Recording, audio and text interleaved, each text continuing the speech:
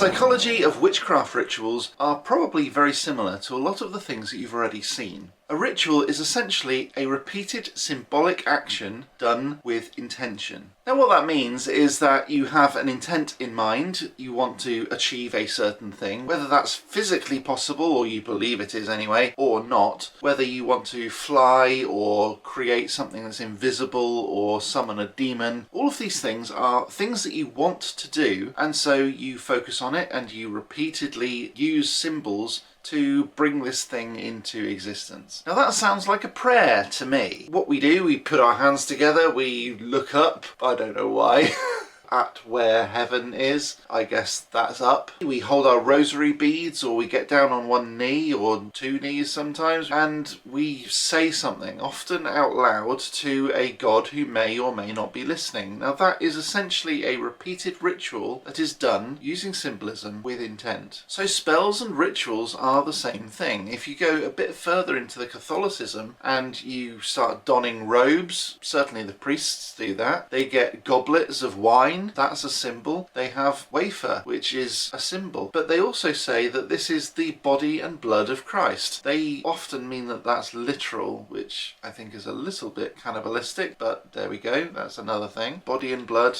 Tastes good for body and blood, but there we are. Now, all of these things trigger something called the brain's default mode network, which basically means that the body or the brain believes that something is going to happen, and so it tries to make it happen. It's almost that sort of confirmation bias, really. It certainly triggers the reticular system to recognize when these sorts of things happen more often. So if you're saying, I want to conjure someone to love me, you might recognize that there is going to be someone who does love you. And it's not really that you're creating this, it's just that your reticular system has been activated to recognize when it happens anyway. These sorts of things always happen anyway. You are a lovable person, of course you are. There are people out there who will love you, even if it's just your dog.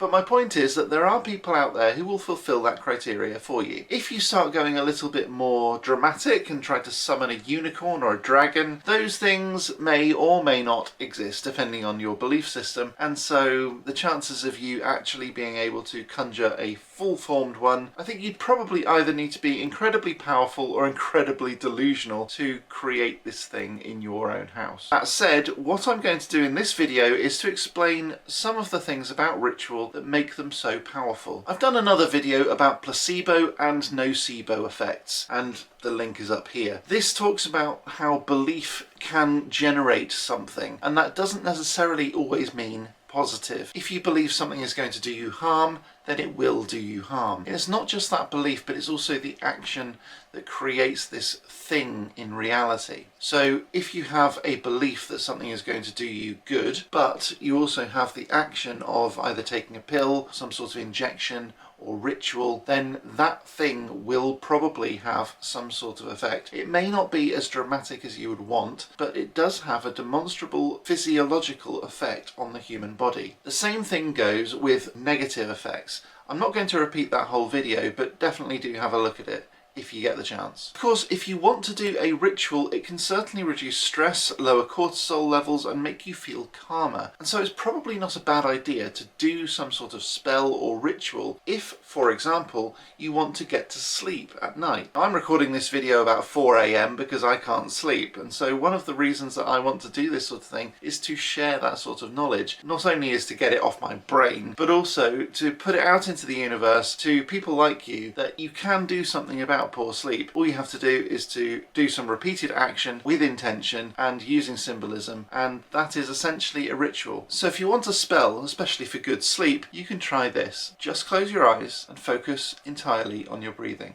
Don't try to influence your breathing, just notice the gentle rise and fall of your chest. Once you've closed your eyes and you're listening to the sound of my voice, and you're just breathing in through the nose, gently allowing it to wash through you and then out through the mouth. If you keep on doing that as a repeated action with intent, you will relax, you will fall asleep. Now, of course, the other thing to bear in mind is linguistics and cognition. Now, linguistics and cognition are all dealt with by the prefrontal cortex, this lump right at the front of your forehead, and it controls things like language, but it also controls awakeness. That's not a word. I know. What that does is it creates like a map of the world using linguistics so that you can represent the world to yourself or represent that world to yourself. And using linguistics basically means that you're talking to yourself and making yourself awake because you're making yourself more aware. If you, however, focus on symbols, it bypasses the prefrontal cortex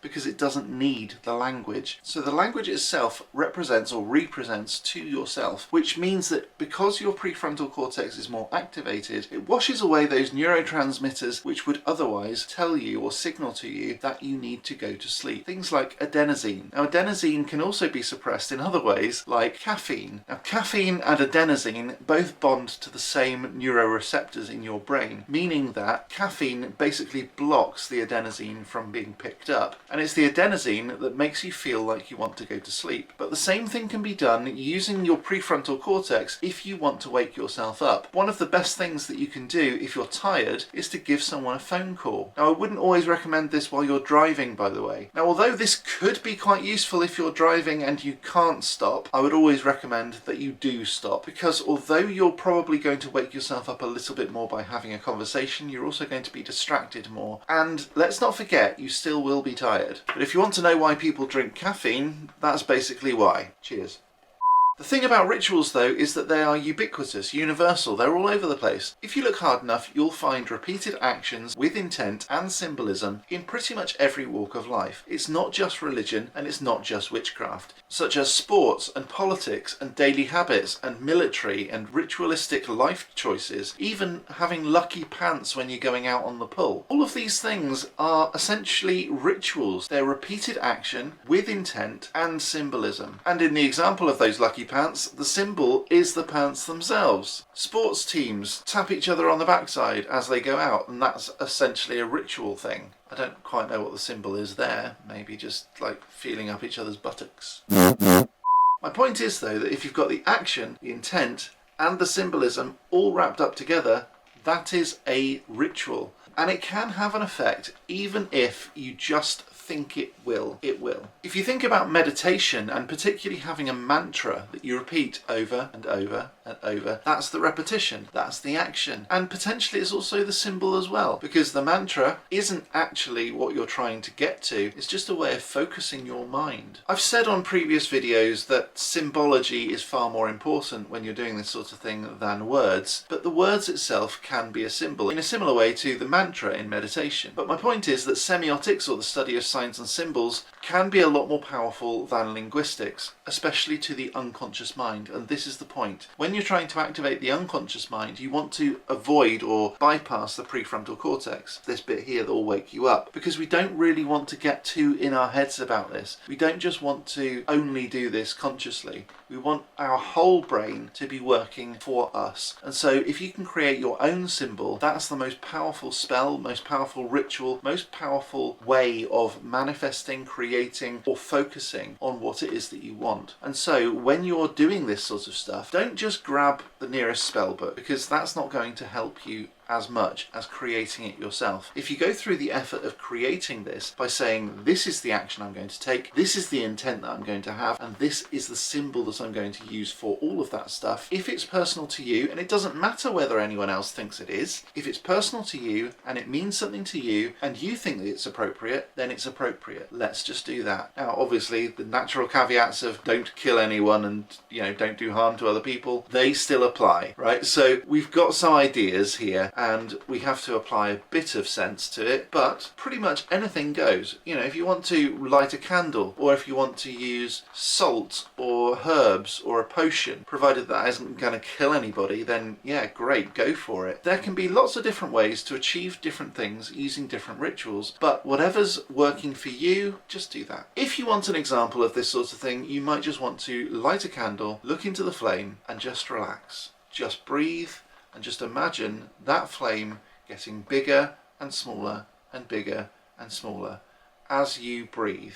And it doesn't have to be at that pace. It could slow down, and it could get nice and calm. And by just doing that, your cortisol levels will reduce, your stress levels will reduce, and potentially your lifespan will increase, provided of course it's not letting off too much smoke and all of that sort of thing. But I think we're probably getting into the detail a little bit too much here. Of course, if you want to do something a bit more dramatic with magic, like levitation, you want to check out this video. Please click this like button, subscribe, ding that bell, and all of that sort of wonderful stuff really helps out the channel. I'll be back next time with some more magical awesomeness, but until next time, as always, Stay magical.